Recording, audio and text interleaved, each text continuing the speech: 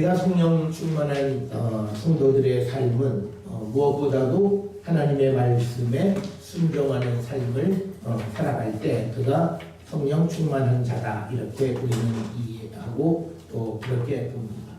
많은 사람들은 내가 하나님의 은혜를 받았다 이런 말을 하는데 하나님 은혜 받은 사람들의 공통적 특징은 딱 하나, 하나님 말씀을 듣고 순종함으로 하나님께로 돌아가는 자들, 이게 하나님께 은혜 받은 자의 삶의 모습이다라고 하는 겁니다. 그렇기 때문에 우리가 세상을 살아가는 성도들의 삶의 가장 중요한 원리는 바로 하나님의 말씀을 듣고 사는 것이다 라고 하는 것입니다. 그래서 성경에서는 여러 군데에서 하나님 말씀을 듣고 순종할 때 우리에게 구원이 이루어짐을 우리에게 강조하고 있습니다. 우리가 창세기에 보게 되면 창세기 1장에 세상을 만드시는 것도 하나님의 말씀대로 되어지는 창조, 순종으로 우리가 창조가 되어졌고, 또 노아 홍수 때 하나님께서 노아와 그 가족 8명을 구원하실 때도 그들이 하나님의 말씀대로 행동함으로 구원함을 받았다. 그래서 우리 기독교가 성경을 통해서 깨닫고자 하는 하나님의 구원의 신비는 순종을 통해서만이 가능하다라고 하는 겁니다. 그래서 우리는 무엇보다도 하나님의 말씀을 듣고 말씀대로 살아가면서 우리가 하나님께로 향하는 그런 삶을 살아가는 자들, 바로 그들이 은혜 받은 자들이고 그들에게 또 하나님은 복을 주신다 이렇게 말씀하고 있습니다. 그런데 우리가 하나님 말씀대로 세상을 살아가는 사람들이 꼭 우리가 주의해야 될 것은 그 말씀대로 살아가는 것의 핵심은 사랑이라고 하는 사실을 기억하셔야 합니다. 우리가 잘 아는 요한복음 13장 34절에 예수님께서 제자들에게 새 계명을 너희에게 주노니 서로 사랑하라. 내가 너희를 사랑한 것 같이 너희도 서로 사랑하라. 이렇게 말씀합니다. 그래서 우리가 하나님께서 주신 계명대로 살아가는 삶이 우리의 삶에 나타나는 것은 사랑하는 것이다. 그런데 우리가 오해해서는 안 되는 여기서 말하는 사랑은 육적인 사랑을 얘기하는 것이 아닙니다. 여기서 말하는 예수님이 우리를 사랑하신 것은 우리의 죄 문제를 해결하기 위해서 몸소 십자가에 달려 돌아가신 그 사랑을 얘기하는 것이고, 우리가 그 사랑을 나누며 살아가는 자가 되라고 하는 거예요. 그래서 우리가 잘못 이해하면 그저 사람 만나고 사람하고 차 마시고 그걸 사랑 코이노니, 그건 성경에서 말하는 것이 아니다. 그 사람의 영혼의 구원을 위한 그리스도의 사랑을 받았기에 우리도 그 사랑을 나눠주는 자가 되어야 한다라고 하는 것이고, 또 요한복음 15장 12절에 내 계명은 곧 내가 너희를 사랑한 것 같이 너희도 서로 사랑하라. 하나님께서 또 예수께서 우리를 사랑하신 사랑은 우리를 육신으로 사랑하는 것이 아니라 우리의 영혼을 사랑하셔서 우리를 구원해 주신 사랑. 그래서 우리도 서로 사랑하라고 하는 그 사랑의 핵심은 그 영혼을 구원하기 위한 사랑을 나누라고 하는 것이 오늘 성경에서 우리에게 주시는 말씀이고, 우리가 하나님 말씀대로 살아가는 사람은 바로 이렇게 다른 사람의 영혼을 구원하는 일에 우리가 최선을 다하는 삶을 살아가는 것이다. 그래서 우리가 이웃을 사랑하라고 하는 그 사랑은 이웃을 구원하라고 하는 말씀과 같은 것이다. 이웃에게 복음을 전하라고 하는 말씀과 같은 것이다 라고 하는 거예요. 그런데 이것을 우리는 그냥 감성적인 것으로만 우리가 받아들이기 때문에 사랑이 잘못된 것으로 우리가 던지는 것을 우리가 볼 수 있고, 베드로전서 1장 22절에서도 마음으로 뜨겁게 서로 사랑하라 라고 말씀합니다. 그래서 우리는 성도는 무엇보다도 서로 사랑하는데 그 사랑은 육신적인 것이 아니라 영혼의 구원을 위한 사랑을 나누는 자들이 되어야 한다라고 하는 것입니다. 자, 그러면 우리가 어떻게 하면 이런 그 하나님 백성의 삶을 우리가 살아갈 수 있을까라고 하는 겁니다. 성경에는 굉장히 많은 말씀들이 있는데, 그런데 이제 이런 질문에 대해서 많은 사람들이 대답하기 하나님 말씀대로 살기가 매우 어렵다라고 하는 말들을 합니다. 그 말에 대한 성경의 대답이 오늘 우리가 함께 읽은 신명기 30장 9절로부터 14절의 말씀입니다. 오늘 우리가 읽은 말씀 9절에 보게 되면 하나님께서 말씀하시기를 그러니까 이 말은 하나님께서 모세를 통해서 모세가 이스라엘 백성들에게 준 이야기입니다. 그런데 보면 내가 네 하나님 여호와의 말씀을 청종하여 이 율법책에 기록된 그의 명령과 계례를 지키고 내 마음을 다하고 뜻을 다하여 여호와 내 하나님께로 돌아오면 그 다음부터 하나님께서 복을 주신다는 거예요. 그러니까 뭐냐면 조건이 있어요. 하나님이 우리를 축복하시는 축복이 뭐냐면 우리가 이 세상을 살아가는데 형통의 복을 주시겠다는 거고, 또 하나는 하는 일에 큰 열매 맺게 해주시겠다. 그리고 내 후손들을 잘되게 해주시겠고, 그리고 하나님 너에게 복을 주실 터인데 그러기 위해서는 조건이 있다는 거예요. 그 조건이 9절 10절에 제일 처음에 나와 있는 것처럼 여호와의 말씀을 청종하고 율법책에 기록된 그의 명령과 규례를 지키고 마음을 다하며 뜻을 다하여 여호와 내 하나님께로 돌아오면입니다. 그러니까 우리가 하나님께로 돌아가야 하나님은 우리에게 복을 주신다라고 하는 겁니다. 그렇게 되면 오늘 주시는 본문의 말씀에서 보게 되면 여호와 하나님께서 하나님 여호와께서 내 손으로 하는 모든 일, 내 몸의 소생, 내 가축의 새끼, 내 토지의 소산을 많게 하시고 또 내게 복을 주시되 곧 여호와께서 내 조상들을 기뻐하신 것 같이 너를 다시 기뻐하사 내게 복을 주시리라. 그런데 이제 사람들은 여기서 하나님 말씀대로 살아가는 게 얼마나 힘든데요. 그러니까 11절에 내가 오늘 너에게 명령한 이 명령은 너에게 어려운 것도 아니고 먼 것도 아니다. 성경은 우리에게 성경 말씀대로 살아가는 게 어렵지 않다. 하나님께 돌아가는 일이 어렵지 않다. 하나님 말씀을 듣고 그 말씀대로 살아가는 게 어렵지 않다고 얘기해요. 그러면서 사람들이 어렵다고 생각하는 사람들이 12절 13절에서 뭐냐면 이거는 하늘에 있는 것 또는 바다 밖에 있는 저 멀리 나와 관계없는 것인데 이걸 어떻게 살까? 그런 말을 하는데 그런 것이 아니라 14절에 말씀하세요. 오직 그 말씀이 너에게 매우 가까워서 내 입에 있으며 내 마음에 있은즉 내가 이를 행할 수 있다라고 이야기합니다. 자, 그러면 말씀에 마음이 있다라고 하는 것이 무슨 말입니까? 그건요, 성경에서 마음은 그 사람의 삶 전체예요. 오늘날 우리의 문제는 내 삶의 원리가 따로 있어요. 그리고 성경을 가져다 대입하니까 안 맞는 게 있어요. 그러니까 갈등이 일어나요. 예수를 믿는다라고 하는 것은 내 마음의 중심에 이동이 있어야 됩니다. 중심의 이동이 내가 지금까지 내가 원하는 삶, 그리고 내가 세상 속에서 나를 드러내고 내가 하고자 했던 그 어떤 삶의 목표가 그리스도 안으로 옮겨가는 거예요. 그것이 되어진 게 성도라는 거예요. 그런데 우리는 내 삶의 목표는 그대로 가지고 있으면서 하나님 말씀을 가져다 주니까 나를 드러내고 싶은데 하나님은 겸손하라고 그러고 나는 내가 뭐든지 다 할 수 있는 것 같아. 하나님이 그 택도 없는 소리 하지 마. 내가 해야 되는 거야 라고 하니까 내가 능력 있고 내가 힘 있고 내가 뭘 할 수 있는 것 같은데 자꾸 나보고 겸손하고 자꾸 잠자코 있으라고 하니까 답답한 거예요. 그러니까 우리가 그 말씀대로 살아가지 않으려고 하는 거예요. 그러니까 오늘날 우리에게 문제는 말씀이 마음에 있지 않다는 거예요. 그러니까 하나님의 말씀이 내 삶의 전체를 지배하고 있어야 되는 거예요. 그러면 그 사람은 그 말씀대로 살아가는 것이 무척 쉽고 갈등이 없어요. 최소한 갈등이 없어요. 이런 거죠. 내가 말씀대로 못 살아도 거기에 대한 결론은 뻔해. 내가 이거 잘못한 거구나. 이거예요. 그런데 세상의 가치와 하나님 말씀의 두 가치를 가지고 있으면 세상적으로 보면 이렇게도 이게 맞는 것 같은 거예요. 그리고 또 말씀을 보면 또 이게 맞는 것 같은 거예요. 그러니까 이 사이에서 왔다 갔다 어떻게 할 줄을 모르는 거예요. 그런데 한쪽이 없으면 간단해요. 내가 그대로 살지는 못해도 이건 내가 잘못했구나. 내가 부족하구나.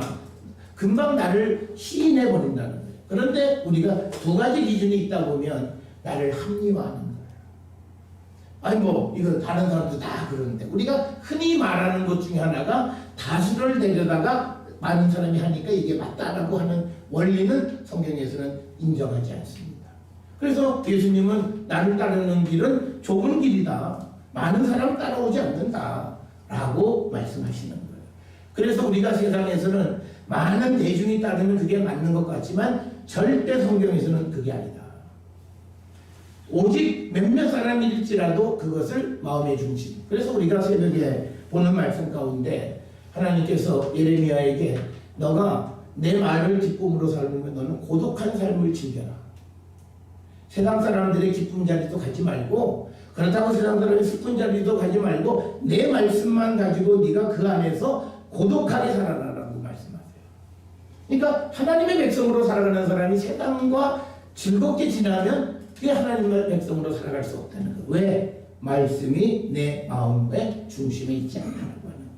그래서 오늘 주시는 말씀에 마음에 오늘 주신 14절에서 그 말씀이 너에게 매우 가까워서 내 마음에 있은즉 내가 이를 행할 수 있다는 거예요. 그래서 오늘 우리는 이 말씀을 통해서 우리가 하나님 말씀대로 살아야 된다라고 하는 대원칙은 알지만 안 되는 가장 큰 이유가 뭐냐?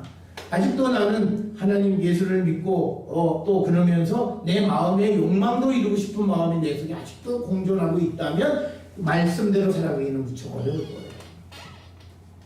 그걸 오늘 우리에게 가르쳐 주시는 거고, 또 하나는 오늘 주시는 14절에 그 말씀이 내 입에 있다라고 하는 거예요. 우리가 입에 있다라고 하는 것을 항상 기억한다는 뜻입니다. 우리가 이 입에 있다라고 하는 말은 시편 1편 2절에 나오는 하나님의 말씀을 읊조리는 것과 똑같아요. 오늘날 우리는 세상을 살아가면서 내가 어떻게 해야 될지, 성경에는 어떻게 무슨 말씀이 있는지, 이게 무슨 말이 있는 줄 몰라서 우리가 제대로 내가 해야 될 바를 못하는 경우도 많아요. 그러니까 오늘 주시는 이 본문의 말씀에서 말씀이 내 마음의 중심과 그리고 네가 그 말씀을 항상 기억한다면 그 말씀대로 살아갈 수 있다라고 하는 겁니다. 그래서 성경은 우리에게 분명하게 우리에게 가르쳐 주시는 것은 말씀대로 사는 것이 어려운 게 절대 아니다. 네 삶을 바꾸라는 거예요. 마음에 있고 내 입에 그 말씀을 항상 기억하면 말씀대로 행할 수 있다라고 하는 게 성경의 말씀입니다. 그래서 여러분, 우리가 세상을 살아가면서 이게 잘 되지 않을 때 우리는 훈련을 하셔야 돼요. 내 삶의 목표, 내가 지향하는 삶의 방향, 이런 것들을 바꾸셔야 돼요. 그래서 사람들이 가장 우리가 점점 나이가 들어가면서 사회적 지위를 얻으면서 사람들이 원하는 게 딱 있어요. 나를 드러내고 싶은 거예요. 그래서 나를 드러내고 싶은 것이 여러 가지 방법으로 나타나요. 내가 입는 옷, 내가 먹는 음식, 먹는 장소, 내가 사는 집, 그리고 내가 타고 다니는 차, 이런 거를 통해서 나의 존재를 드러내고 싶어 하는 거예요. 그런 욕망 속에 살아가다 보니까 결국 우리는 경제적 유혹에 넘어가게 되는 거예요. 그러니까 우리가 나는 하나님이 나를 인정해 주시면 된다라고 하는 이 믿음을 가지고 살아가면 우리는 그런 많은 유혹으로부터 많은 우리의 허칠에서 우리가 자유로울 수 있어요. 그래서 우리는 내가 누구이기 때문에 뭘 타야 되고, 내가 누구이기 때문에 어디서 뭘 먹어야 되고, 이런 생각을 우리는 버려야 된다는 거예요. 그래서 어떤 분들은 내가 무슨 직책을 하기 때문에 어느 급 이상에서는 밥을 먹어야 되고, 내가 뭐이기 때문에 어느 급 이상의 차는 타야 되고, 내가 뭐이기 때문에 어느 급 이상의 옷은 입어야 되고, 이런 생각을 버리지 않기 때문에 인간은 끝없는 욕망 속에서 그것을 이루기 위해서 살다 보면 하나님 말씀은 마음의 중심에서 멀어지는 거예요.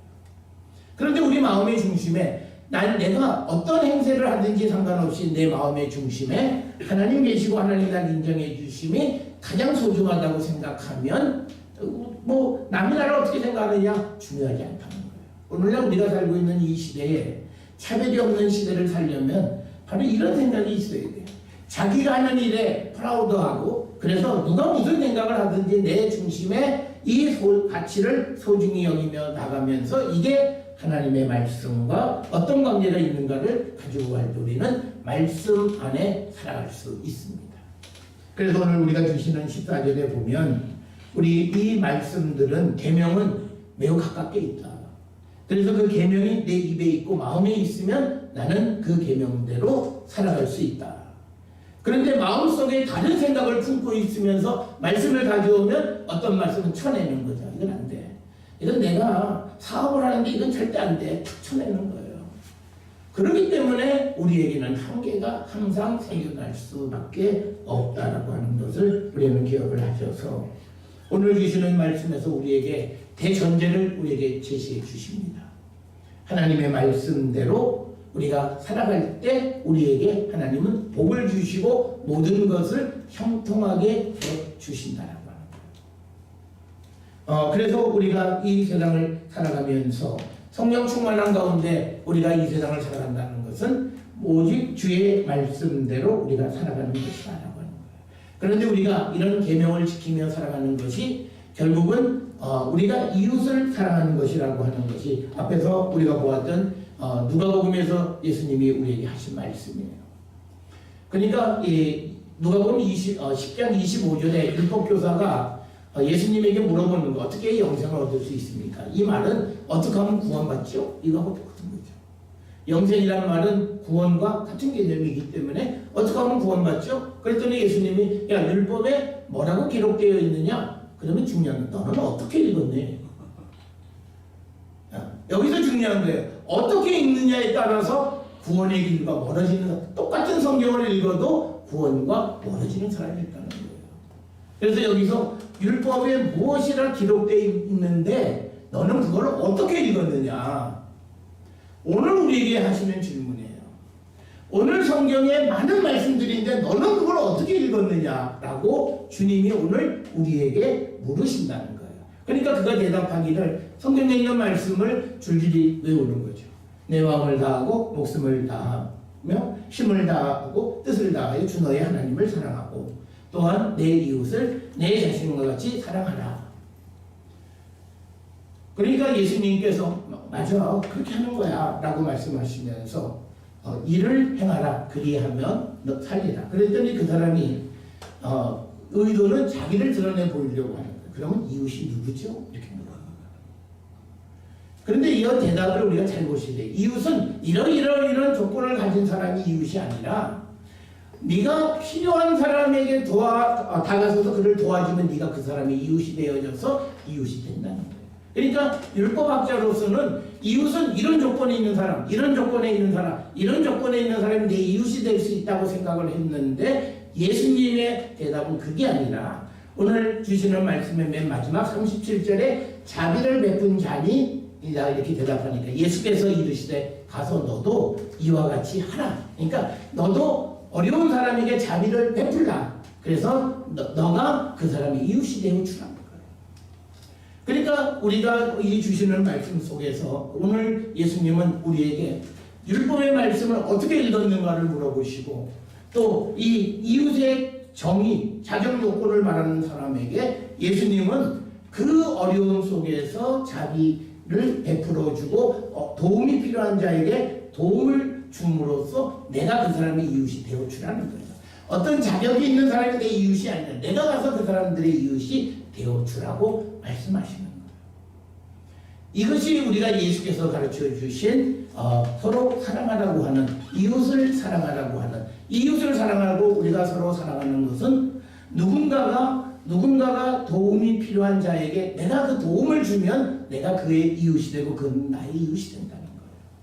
그게 이웃에 대한 정의지, 이것이 자격 요건으로 적어도 이웃이 되려면 우리 아파트에 와서 5년은 거주해야 되고 생활 수준이 비슷해야 되고 아이들도 무슨 어느 대학을 보내야 되고 이런 사람들끼리 이건 우리가 모이는 모임이다, 기준이다, 이런 자격 요건을 말씀하는 것이 아니라고 하는 겁니다. 따라서 우리가 세상을 살아가면서 저는 우리 모든 성도들이 바로 오늘 주시는 이 본문의 말씀과 같은 그런 적극적으로 사랑을 실천하는 거예요. 무엇을 할까요가 아니라 내가 적극적으로 사랑을 나누는 삶을 살아가야 된다고 하는 겁니다. 특별히 오늘 우리에게 주시는 이 누가복음 10장 25절에서 37절에 있는 말씀, 특히 30절에서 37절에 있는 말씀에서 보면 제사장과 레위인은 당시에서는 가장 믿음이 있다고 생각하는 사람들이었습니다. 그러나 주님 보시기에는 그들은 믿음이 없었고요. 그런데 가장 믿음이 없는 사람들로 여겨졌던 사마리아 사람들이 정말 그들이 하나님의 계명대로 살아가는 사람이었다. 그들의 특성은 뭐냐면 그들은 율법에 대해서 뭔가 자세한 규정들을 하나하나를 잘 알지는 못했는지 모르지만 그러나 어떻게 살아야 되는지를 분명히 알았던 사람이라는 겁니다. 전에도 여러 차례 말씀을 드렸습니다만 이스라엘 사람들이요, 예수를 믿지 않는데 이런 말씀으로 보면 참 열심히 살아요. 예루살렘에 보면 무엇이든지 도와주는 그런 자선단체가 있어요. 거기는요 종교, 인종, 그리고 네가 이스라엘에 언제 왔냐, 몇 년 했냐, 세금을 냈냐 안 냈느냐, 불법이냐 아니냐 일체 물어보지 않고 도움이 필요한 자에게 도움을 주는 거예요. 이게 그리스도의 사랑이에요. 사실은 그들이 예수는 믿지 않지만 그 말은 성경에서 말하는 사랑은 그런 거라는 거예요. 오늘날 우리는요 누구를 이웃 돕게 할 때도 물어보잖아요. 이 사람이 뭐 어떤 사람이고 뭐 가족관계가 없고 그러니까 그런 사람들이 귀찮아요. 그러니까 뭐냐면 아유 돈 줘도, 그러니까 교회들이 어떤 뭐 섣부르게 이웃 돕기 잘못하면요 대상자들이 돈 가져가라. 저 수소에 그 있는 어느 교회 목사님이 매년 매달 김치하고 그다음에 용돈 뭐 5만 원, 10만 원 해서 이렇게 주고 뒷말을 꼭 붙인대요. 교회니까 뭐 할 수 없죠. 시간 나면 교회 오세요. 그러면 가져가 그런대요. 가고 안 가고는 내가 결정하는 거지. 이걸 받아 먹었으니까 오라고? 가고 싶어도 안 간다 이런 거예요. 세상이 그렇게 된다. 그러니까 우리가 정말 이 사람은 내가 도와줘야 되고 내 도움이 필요하다 그러면 아무 조건 없이 도와주는 거예요. 그래서 그러다 보면 그는 이 도움이 어디서 온 줄 알아요. 그러면서 이렇게 한 사람 한 사람 와야 되는데 우리는 꼭 뒤에다 붙여요. 우리가 처음 커피 봉사할 때 맨 처음 막 나눠줬어요. 그랬더니 그랬더니 딱 지나가면서 야 이거 마시면 교회 와야 되는데 난 불교 신자야. 안 마셔요. 그건 아니라는 거죠. 그러니까 나는 불교 신자니까 설령 마시고 싶어도 난 불교 신자인데 그러면 안 와요. 주님이 우리에게 말씀하시는 건 누구든지 그게 돈이 있건 없건이 아니라 우리가 무엇을 나눌 때에는 돌려받을 생각하지 말고 그냥 우리가 필요한 사람에게 무엇을 전해주는 그런 모습. 그래서 우리가 오늘 이 본문에 나와 있는 우리가 레위인이나 제사장과 같이 하는가, 우리를 한 번쯤 우리가 돌아보는 자들이 되어야 한다라고 하는 거고요. 또 오늘 주시는 이 본문의 말씀에서 보면 아무런 일면식도 없는 사람에게 도와주는 거예요. 우리는 그렇게 안 도와주죠. 일면식이 없는 사람을 도와주지 않습니다. 우리는 저 사람 누군가가 알아. 그래서 누가 소개하면 그 소개를 받고 그 사람 때문에 도와줘요. 그런데 우리가 정작 필요한 사람은 그래서 도움을 못 받아요. 그런데 주님은 우리에게 말씀해요. 묻지 말고 저 사람이 꼭 도움이 필요하다고 그러면 내가 처음 보는 사람일지라도 도와줄 줄 알으라고 하는 거예요. 그래서 오늘 이 사마리아 사람은 이 강도 만난 사람 아무도 몰라요.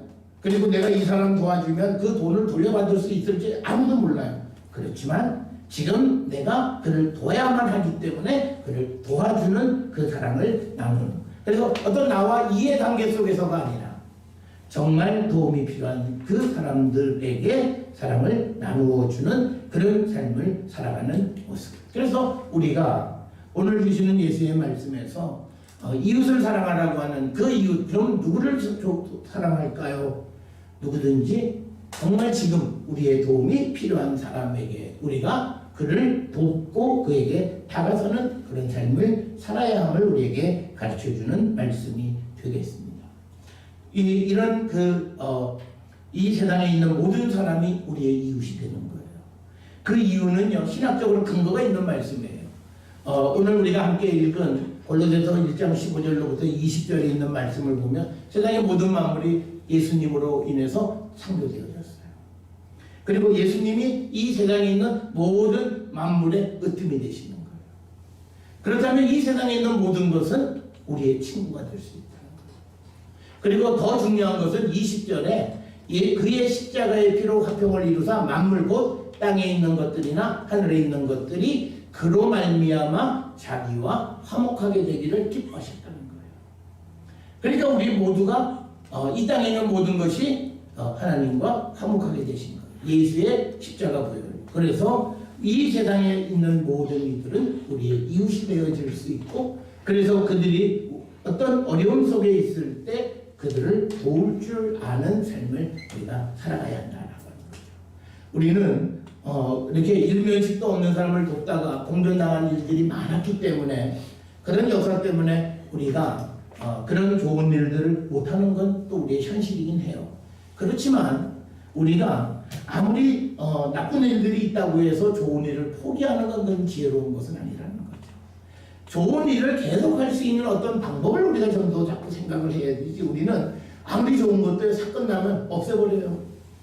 중단 하지 않고 그런 거예요. 우리는 뭐 하다가 사고 나면 폐쇄. 이걸 어떻게 사고 나는 원인을 찾아서 고쳐서 더 잘 갈 생각을 하지 않고 없애버리면 속편하죠. 다시 일어날 일이 없는데. 그런데 우리가 오늘 주시는 예수의 말씀, 정말 우리가 성령 안에 있고 주님이 우리 안에 계시는 그런 성도의 삶을 살아갈 때 우리는 말씀을 지켜야 되는데 그 말씀을 지키는 것의 핵심은 이웃을 사랑하라고 하는 주님의 말씀인데, 우리가 이 이웃은 누구냐? 누구든지 어려운 사람, 그 사람에게 내가 다가서서 내가 도움을 줄 때 그는 나의 이웃이 되어진다.